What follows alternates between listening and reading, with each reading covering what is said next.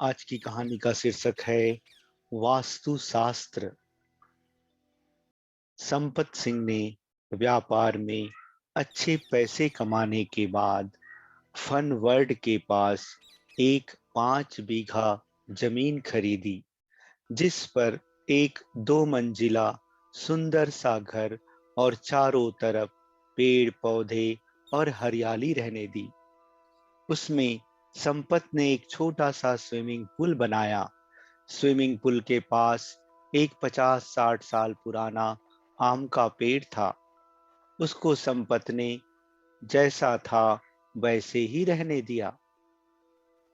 दरअसल संपत सिंह ने ये 5 बीघे का फार्म हाउस इस आम के पेड़ के कारण ही खरीदा था, क्योंकि उसकी बीवी को आम बहुत पसंद थे।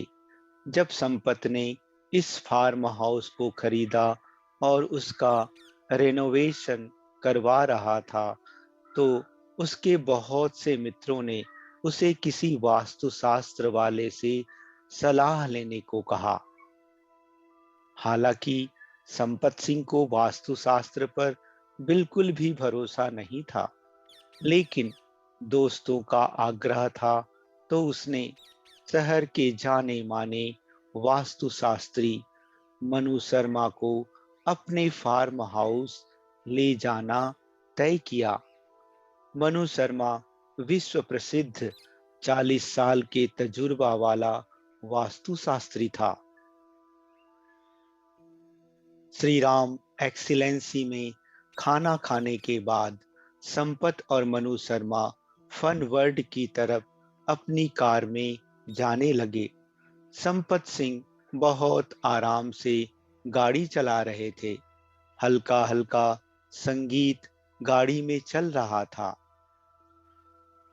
पीछे से कोई गाड़ी आती और हॉर्न बजाती तो संपत सिंह बहुत आसानी से उसे साइड दे देते। मनु शर्मा को लगा कि संपत सिंह को बिल्कुल भी जल्दी नहीं है और पूरी दुनिया का वक्त संपत के पास है। संपत की ड्राइविंग देखकर मनु शर्मा ने कहा, भाई, तुम्हारी ड्राइविंग बिल्कुल सेफ है।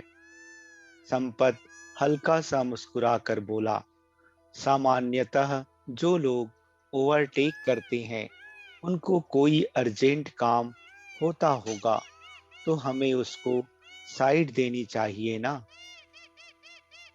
जैसे ही वो फन वर्ल्ड के पास अपने फार्म हाउस के नजदीक पहुंचने लगे, तो सड़क थोड़ी सकरी होने लगी।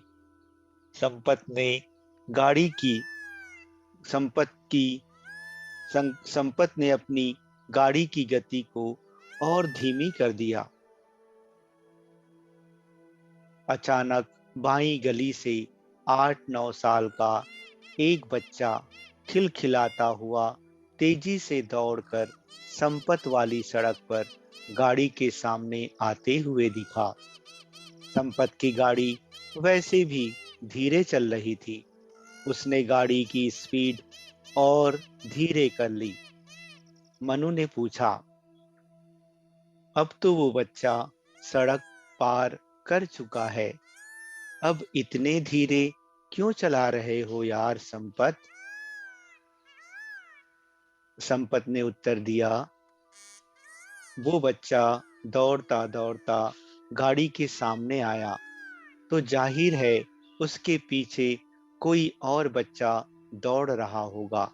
इसलिए संपत गाड़ी को लगभग रोके हुए उस गली की तरफ देख रहा था, जिधर से वो पहला बच्चा भाग कर आया था। मनु शर्मा ने संपत का कंधा थपथपाया और कहा, कमाल है यार, कितनी समझ, कितना धैर्य।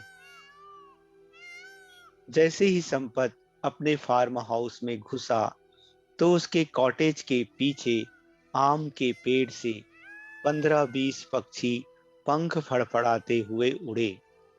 संपत ने गाड़ी वहीं रोक दी और मनु शर्मा को कहा, कुछ देर यहीं रुको, मुझे लगता है कि मोहल्ले का कोई बच्चा आम के पेड़ से आम चुरा रहा है।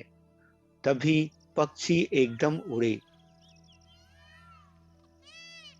अगर हम एकदम गाड़ी लेकर पेड़ के पास पहुंच गए तो पकड़े जाने की हड़बड़ाहट में वो बच्चा आम के पेड़ से गिर जाएगा और उसको चोट लगेगी। संपत का यह उत्तर सुनकर दुनिया का मशहूर वास्तुशास्त्री मनु शर्मा सन्न रह गया। मनु शर्मा ने थोड़ी देर रुक कर कहा, संपत दोस्त, तुम्हारे फार्म हाउस को वास्तुशास्त्र की जरूरत ही नहीं है। संपत ने मनु को पूछा, ऐसा क्यों?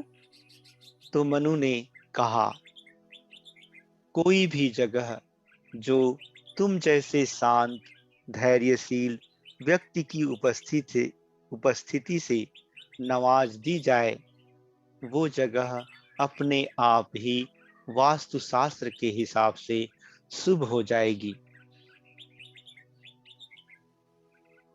सुकून और शांति के एतबार से जब हमारा मन अपनी प्राथमिकता को छोड़कर दूसरे की प्राथमिकता को तरजीह देता है, तो उससे दूसरे आदमी से ज्यादा सुकून और खुशी स्वयं को मिलती है।